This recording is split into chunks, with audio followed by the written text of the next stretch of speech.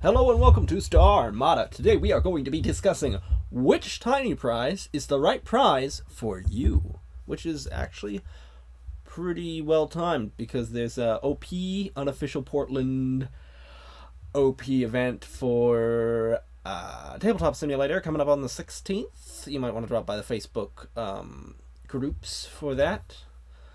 And it's going to be the Cobarite maneuver. And you're going to have to fly a ship that has a stat bar of, I believe, 3143. Yeah. And funnily enough, the tiny prizes have a stat bar of 3143.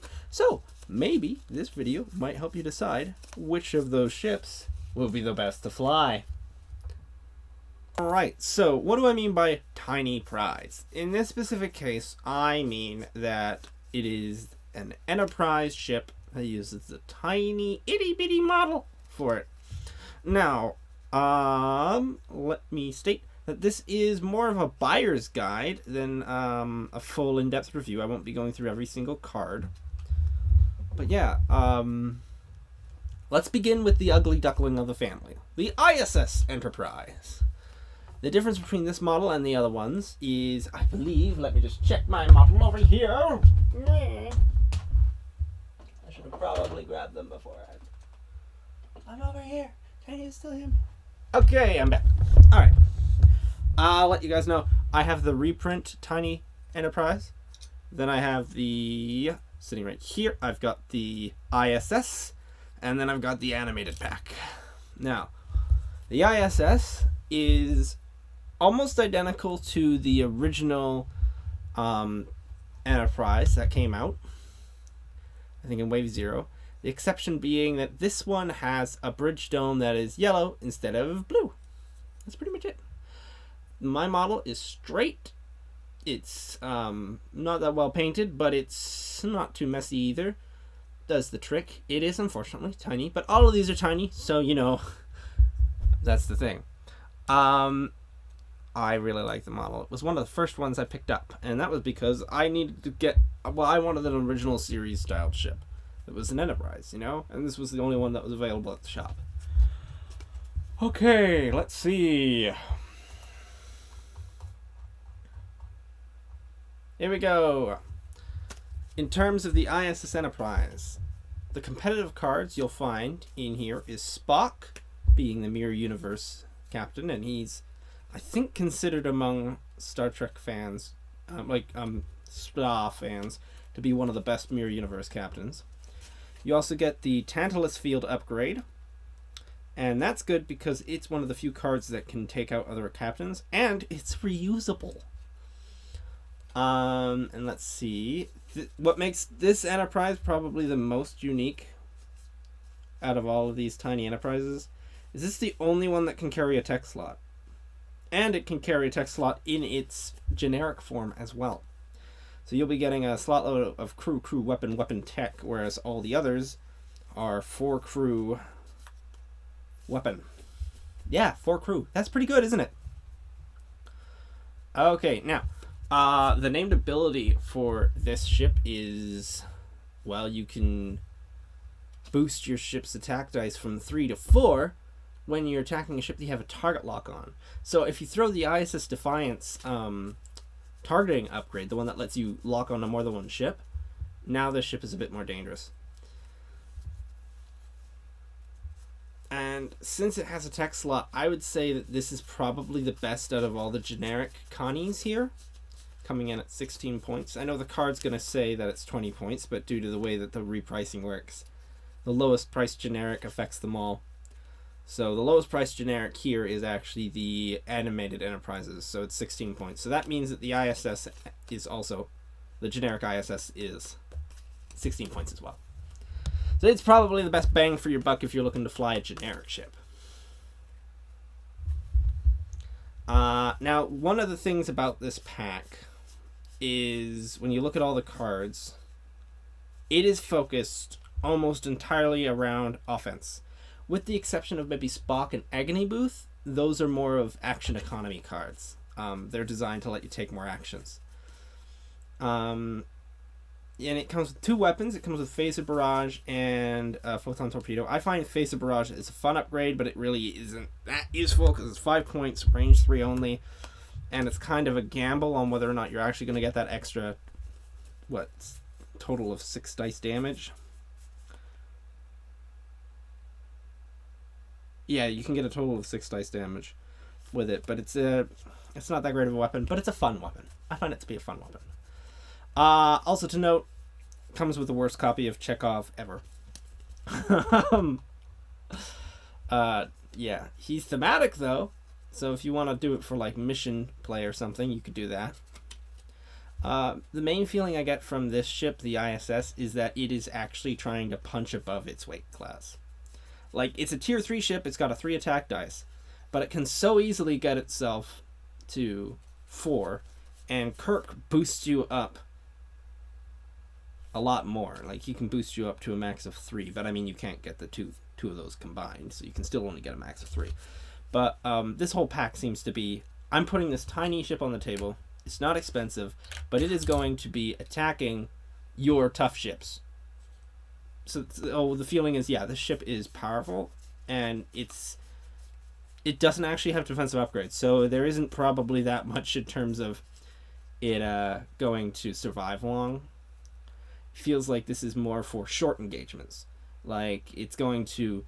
The Kirk, Chekhov, and Agony Booth don't really focus on wars of attrition. It's just focusing on firing off a few powerful shots. However, Spock and Sulu can give the ship a little more longevity. On to the animated series, which in my opinion is my favorite of the 3.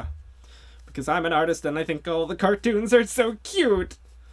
But yeah, so actually, yeah, if you like cartoons, buy this right there. Anyway, competitive cards. The Enterprise itself is competitive, I would say. A bit of a disclaimer, this pack is still new, somewhat new. So some of these cards might be proven to not be competitive, or the cards that we think aren't competitive may later prove to actually be competitive. Let's see. We've got the Enterprise itself, which lets it repair a lot of damage. So right now it seems like it's the opposite of the ISS, where it's focused on longevity in its battles. You got Kirk, who's great for action economy, offensive he gives you an offensive strike, and then your action economy, it's, you're getting your scan, you're getting your battle stations. He would actually probably fare well with some of the copies of Crew Spock out there. You got Legacy of the Name, which is absolutely fantastic. You've got Full Power Phaser Barrage, which is a Constitution class based weapon. You only get one weapon in this one, but it's a real good one. It comes with Maress, and it also has Scotty and Spock, and those are also competitive cards in my opinion, especially Maress. Scotty in this case is probably one of the better ones because he isn't action disabled, but he gets to heal 2 things at once. Let's see. RX himself is a fun card, and it does come with Christine Chapel, but she's kind of one of those up-teen hundreds of, maybe not hundreds, but we've got a whole bunch of action economy cards that are just kind of meh. She's kind of meh, and she's probably useful, but like, it's not exciting. Eric's, on the other hand, I find is very fun because I get to just disable him and change the direction of my ship. I feel almost like I'm grabbing a steering wheel and yanking it a different direction, suddenly causing my ship to fly off in the other direction that I was originally flying. Because bumping ain't fun unless you're into that. Maress is also a fun card, if you're a furry. And the Maress 7 of 9 combo from the Delta Flyer is well known already. It gets you free battle stations. It's just great. Are there attack wing shippers? No? Okay. Now, as for the named ability, as I mentioned before, it repairs 3 shields. That's great. That's just great. 1 action. Absolutely phenomenal. I would say that this ship is, this pack itself and this ship is built for fighting ships of this class. Tier 3 attack dice ships. It is built to fight them, and it is built to win against them. Unlike the ISS, this one is not necessarily made for going up against really tough, strong. Like, you wouldn't throw this against a Jem'Hadar battleship. You wouldn't throw this against a Vorcha even, or Kavort. But you would throw this against a D7. You might even throw it against a Borel, and it's built to fight against its weight class, and it's meant to do it very well. Let's see. As for the weapon I mentioned before, it lets you push up to 8 damage as opposed to the ISS. So in terms of attack cards, Full Power Phaedra Barrage is a great one. You can put it on other types of ships, like other ships that aren't Constitutions, but you get the best results if you put it on a Constitution, which I think is really nice that they started making these weapons, which you can put on other things if you have a limited collection, but you can also put it on certain ships to maximize their effect and make these ships that kind of fell to the wayside better. It's a nice way to beef up the ships without having to just put on a giant discount. But they gave you a giant discount anyway. Okay, and as I mentioned before, the cards are beautiful. The cartoons are easy on the eyes, and they make me happy. I actually store some of them in a separate bag to keep them separate from the other cards, because they just deserve their own place. However, if you are like a hardcore, everything needs to be perfect, you might not like the cartoons. Serving aside your you might not want them. You might not be able to stand a cat flying on a ship with the "I murdered an innocent man" Cisco and Janeway. If that's the case, you might not want to pick up this pack. Now the Taz, being the animated series, only comes in the animated faction pack. So right off the bat, you will have enemies to fight that are appropriate tier for this ship. Unlike if you pick up the ISS and you have all these tough ships, or like if you buy the starter set and then you buy the ISS. The ISS, well, like I said, it's built to punch above its weight class, so that's pretty okay. But if you were to buy the original Tinieprise and throw it up against the starter set, you'd have a bit of a rough time. I'd say the biggest con for this was my model was warped. And actually, talking about the model has more like paint detail on it than all the others that I've seen. It's the wrong color though, and this is actually pretty funny in my eyes. They started painting the Constitution silver, which fair enough. The in the later series or whatever, they replaced the model with like a gray CGI, a dark gray CGI.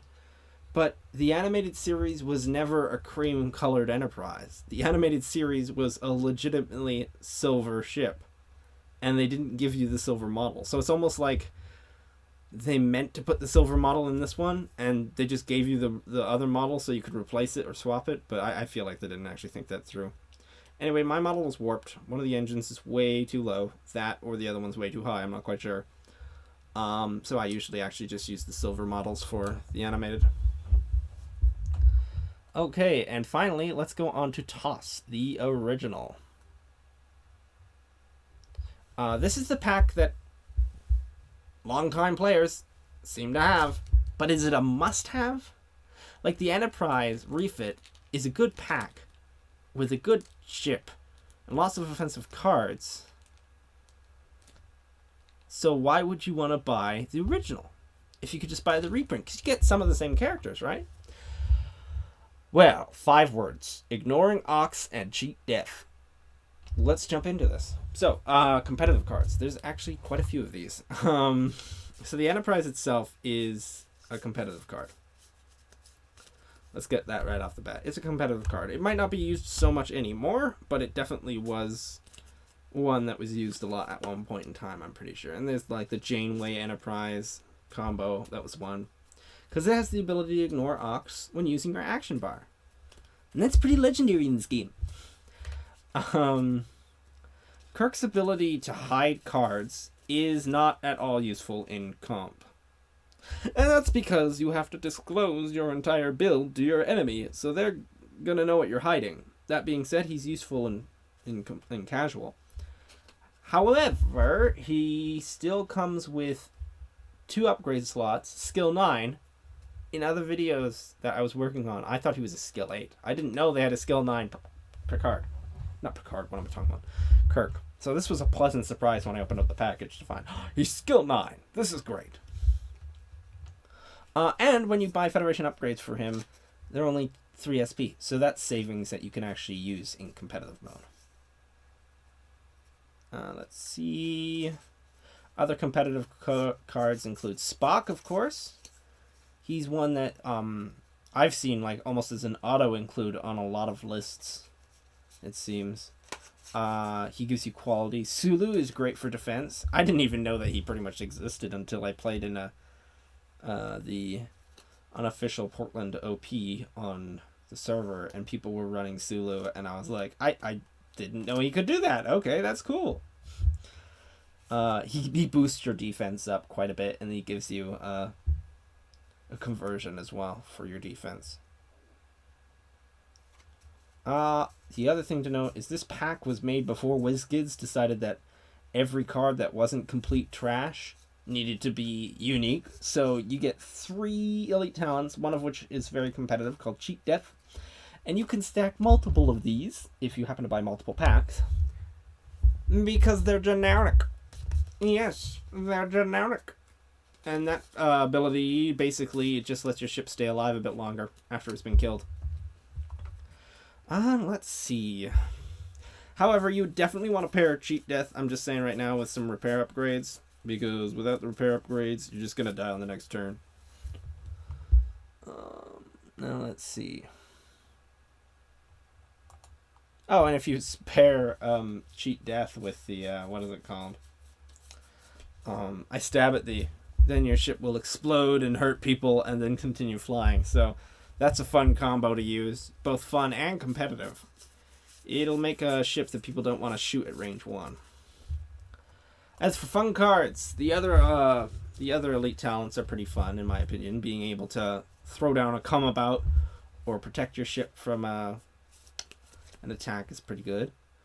Scotty is pretty thematic because he has like the ability to reroute power between the shields or the weapons and then back again. And Kirk's actually pretty fun for the hiding cards. I haven't used him yet in that role, really.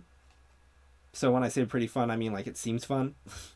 I haven't really used this one because I opened it in the process of making this video. So it's still very new to me. But I think he's a pretty fun captain just because, like, yeah, sneaky beaky, you don't know what I'm going to do. Do I have some sort of, like, speed maneuver? Do I have some maneuver that lets me fly backwards? Do I have counterattack? You don't know, because I'm hiding it. Other useful cards, which are probably more focused around casual games, are Christopher Pike. Reason I say that is, okay, so there's other captains that do this, I think, better. He's a good captain. If you're starting out, he's probably one of the ones you might actually want to run. But if you don't have, if you have the other fancy ones, then maybe you want to just use him in casual mode, because he helps discount your crew, and so he can help you build some of those more costly builds. Her, I think, is also probably useful for casual, because she lets you change your move on the fly, but she's a 1-dice. Sorry, a 1-use card. As for the weapons in this one is just simply the photon torpedoes. So, yeah, it's a 4-dice photon torpedoes. It has its uses, it has its place, but until there's a proper fix, they aren't that great. So, what is the conclusion? Which Enterprise is right for you? Well, let's review. The ISS is an offensive ship. Very few survivability cards, and it's focused mainly on attacking ships that are stronger than it. The animated pack is a fun little pack that is competitive and designed to attack enemies of its, like, essentially, it's designed to mainly fight people of its own. And unlike the ISS, it comes with a wide variety of different types of upgrades. It's got action economy upgrades, it's got repair upgrades, it's got quality upgrades, it's got attack, it's got cancellation prevention upgrades. That Spock is just, yeah. It's probably got next, it's probably tied with the Enterprise, the original Enterprise, for being most versatile. And it's pretty dang tough. And it's so colorful. And it comes in a faction pack. And faction packs, when you're buying online, really aren't that much more expensive than a ship, frankly, with the whole shipping and handling and everything. Finally, to go back to TOS, TOS is filled up with some very classic cards. All of them are like iconic, except for the generic captain. The abilities relate to specific episodes. It's definitely like a treat just to look at, because it's like, oh my gosh, these are the original crew, and they look like the original crew. It's got a few competitive cards, actually quite a few, because of the fact that, well, it was one of the first packs made, so there's a lot of broken stuff that was put out there. Okay, so let's see. If you are a competitive player, these are all competitive. That's it. These are all competitive. I can't really use, do you want a competitive pack, to define. I feel like, ooh, okay. Alright, I really gotta get into this now, don't I? The ISS Enterprise is competitive. But it's not competitive for most of the cards. It's competitive for a few cards, including the ship. So that's good. And it comes with one of the best captains. The TOS Enterprise is competitive for quite a few cards. And you can run them on the ship. The TAS has competitive cards in it. But if you are running it in a competition, it's going to be a support ship. And you're probably going to throw most of the competitive cards onto other ships. So if you're looking to mix and match your cards competitively, it would probably be between the ISS and the TAS. If you're looking to be faction pure competitively and mix and match your cards, then it is TAS. If you're looking to, if you have very few ships, here we go. If you're faction pure and you have very few ships, then you might want to just pick up the TOS, because it comes with a competitive ship that you can run against bigger ships. Although it doesn't have the punch to take on bigger ships, it does have that crazy ability.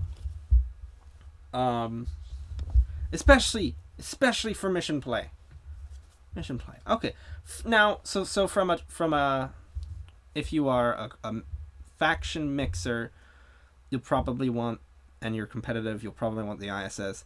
If you're faction pure, you'll probably want the USS as a support ship. If you're looking for a single ship because you're a bit tight on money, pick up the TOS. That's my recommendation. Now, on to casual. I wouldn't even consider the ISS unless that's available, because some of the cards are pretty dang useless. Also, everyone looks angry and mean, and that isn't very nice. So then you have your choice between the TOS and the TAS. Well, if you're low on money, you might want to pick up the TAS, because you'll be buying the faction pack. You'll be getting 4 ships. Not only will that be useful, but you'll have ships to fight against. So if you're casual, I would actually suggest picking up the TAS. Unless, of course, you're a die-hard original series fan. Then you might want to just pick up the TOS. And now, value for money, TAS. Pick up the TAS. That's the best value for money. If you are a collector aiming to pick up the most iconic things, then that's, again, TOS. So I think out of all of these, now see, each of those, they're their own recommendations, because not everyone's the same type of player. But if I had to, without knowing what type of player you are, if you just said, Hi, I'm a person who plays this game and I want to buy one of these, but I only have enough money for one. I don't know how big your collection is. I don't know what your play style is. I would say pick up the animated.